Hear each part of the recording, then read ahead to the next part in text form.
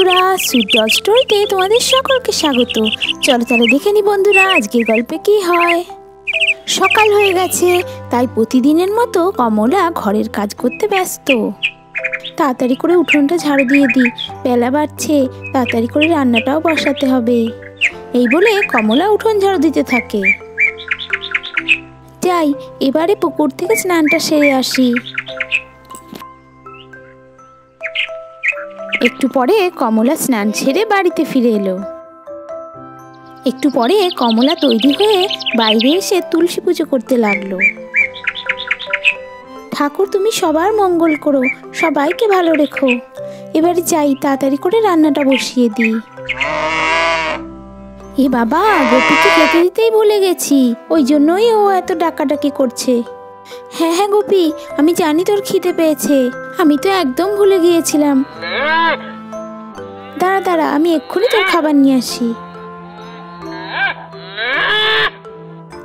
তারপর কমলা গোপীকেও খেতে দিয়ে দিল। এই নে, এবারে চুপ করে খেয়ে নে দেখি।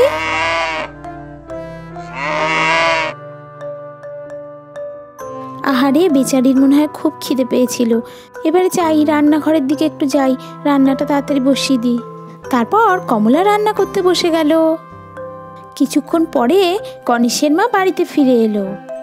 গণেশ, বাবা গণেশ, কোথায় গেলি রে বাবা? এই দেখ তোর মা ফিরে এসেছে রে বাবা, কোথায় গেলি তুই বাবা? গণেশ, আরে ও গণেশ। আরে মা, মা আপনি এসে গেছেন? মা কেমন আছেন আপনি? আপনার বাড়ির সবাই ভালো আছে তো? থাক থাক, আর প্রণাম টোনাম করতে হবে না। সেই রংদোলের পরে আপনি গেছেন, বাড়িটা পুরো ফাঁকা হয়ে গেছিল মা। আপনি ভালো আছেন তো? আপনার শরীর ঠিক আছে তো মা? হ্যাঁ হ্যাঁ, আমি ঠিকই আছি। তা গণেশ কোথায়? গণেশকে এতবার ধরে ডাকছি, ও তো সারা শব্দ দিচ্ছে না।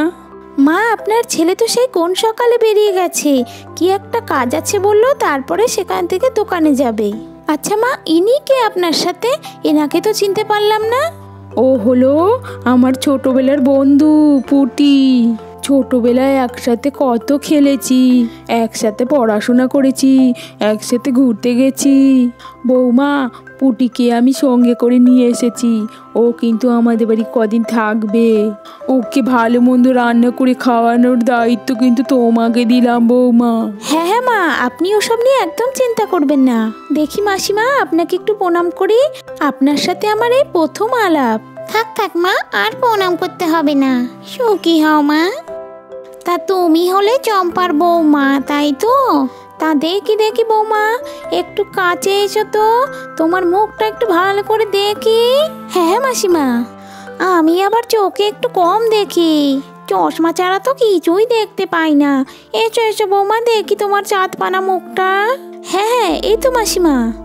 ও মা, বউ তো দেখতে শুনতে খারাপ না, কিন্তু গায়ের রংটা একটু চাপা মনে হয়। আমার যখন নতুন বিয়ে হয় তখন আমার গায়ের রং ছিল ধবধবে সাদা। এখন তো বয়স হয়েছে, বুড়ি হয়ে গেছি, তাই গায়ের রঙও চেপে গেছে। তা হ্যাঁ গো বৌমা, তোমার গায়ে গয়না টয়না নেই কেন? বাপের বাড়ি থেকে কিছু দেয়নি নাকি? দেখি দেখি হাতটা দেখি। ও মা, হাতের চুড়িটা তো মনে হচ্ছে সিটি গোল্ডের। কোনো সোনার জিনিস কি বাপের বাড়ি থেকে দিয়ে পাঠায়নি নাকি? দেখি দেখি কানেরটা একটু দেখি। ও বাবা, কানেরটাও তো মনে হচ্ছে সিটি গোল্ডের। মাসি শাশুড়ির কথা শুনে কমলা চুপ করে দাঁড়িয়ে রইল। তা হ্যাঁ রে চম্পা, তুই কি গরিব ঘরের মেয়ে এনেছিস নাকি? বৌমার গায়ে তো কোনো সোনার গয়নাও নেই। হ্যাঁ রে পুটি, কি আর করি বল, গরিব ঘরের মেয়ে। বাবা চাষবাস করে খায়, তাই মেয়েকে কিছু দিতে পারেনি। এই জন্যই তোকে বলি একটু দেখে শুনে কাজ করতে। তা বাবা মেয়েকে দেবে না তো আর কাকে দেবে? একটা দুটো সোনার গয়না তো সব বাবারাই মেয়েদের জন্য গড়িয়ে রাখে, একে তো দেখছি কিছুই দিয়ে পাঠায়নি। তা হ্যাঁ গো বৌমা, আমার কথায় আবার তুমি রাগ টাগ করো না যেন। না না মাসিমা। তা বৌমা, তুমি রান্না বান্না ঘরের কাজ সব পারো তো, নাকি তাও বাড়ি থেকে শিখিয়ে পাঠায়নি? না না মাসিমা, ঘরের কাজ রান্না বান্না আমি সবই পারি। তা দেখি বৌমা তো রূপে লক্ষ্মী হতে পারলো না, গুণে সরস্বতী আছে কিনা। তা হ্যাঁ গো বৌমা, এবার যাও দেখি আমার জন্য একটু জল খাবারের ব্যবস্থা করো। সেই কোন সকালে বাড়ি থেকে বেরিয়েছি। হ্যাঁ হ্যাঁ মাসিমা, আমি এক্ষুনি আপনার জল খাবার করে আনছি। হ্যাঁ হ্যাঁ, যাও যাও, বড্ড খিদে পেয়েছে। বৌমা তুমি আগে যাও, পুটির একটু বসার ব্যবস্থা করো। হ্যাঁ হ্যাঁ মা। অনেকটা রাস্তা আসতে হয়েছে তো, ওর আবার এত চলাফেরা করার অভ্যাস নেই। তুমি তাড়াতাড়ি করে যাও, পুটির জন্য ঘর থেকে একটা বসার জায়গা নিয়ে আসো। হ্যাঁ হ্যাঁ মা, আমি এক্ষুনি বসার ব্যবস্থা করে দিচ্ছি। এই বলে কমলা রান্নাঘরের দিকে যেতে লাগলো। এই চম্পা, তুই কি বৌমাকে শাসন টাসন করিস না নাকি? বউ মানুষ, মাথায় একটা গোমটা দেয়নি, গায়ে একটা গয়না পরেনি, এইভাবেই টং টং করে ঘুরে বেড়াচ্ছে যে। আর তোকে তো সবই বলেছি পুটি, কি আর করি, কপালের দুঃখ কাকে আর বলি। আমার ছেলে গণেশ এই মেয়েকে পছন্দ করে নিয়ে এসেছে, আমি আর কি করে বাধা দেই বল? আমার তো কপালটাই খারাপ, মেয়ের বাড়ি থেকে কিছুই দেয়নি। তা তখন দেয়নি তো কি হয়েছে, এখন তো দিতে পারে। মেয়ের বাবাকে তো একটু বলতে পারিস চাষবাসের কিছু জায়গা জমি মেয়ের নামে লিখে দিতে। এই দেখ না, আমি আমার ছেলেকে বিয়ে দিয়েছি বড় লোকের মেয়ের সাথে। ফ্রিজ, টিভি, আলমারি, ড্রেসিং টেবিল, 10 ভরি সোনাও দিয়েছে। দুই বান্ধবী যখন কথা বলছে, কমলা দূরে দাঁড়িয়ে তাদের কথা কানে এলো। তারপর কমলা কিছুক্ষণ মন খারাপ করে দূরে দাঁড়িয়ে রইল। এতদিন একসাথে সংসার করার পরে মা এই কথা বলল বাইরের লোকের কাছে। এই বলে কমলা মন খারাপ করে রান্নাঘরের দিকে যেতে লাগলো। এই নিন মাসিমা, আপনার বসার জায়গা, এখানে একটু বসে পড়ুন। হ্যাঁ হ্যাঁ, হাঁটুর ব্যথাটা মনে হচ্ছে একটু বেড়েছে। আগে একটু বসি, দাঁড়িয়ে দাঁড়িয়ে পাটা খুব ব্যথা করছে।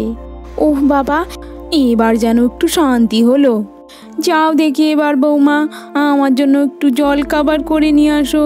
খাওয়া দাওয়া হয়ে গেলে আমার পেটটাও তাহলে একটু শান্তি পাবে।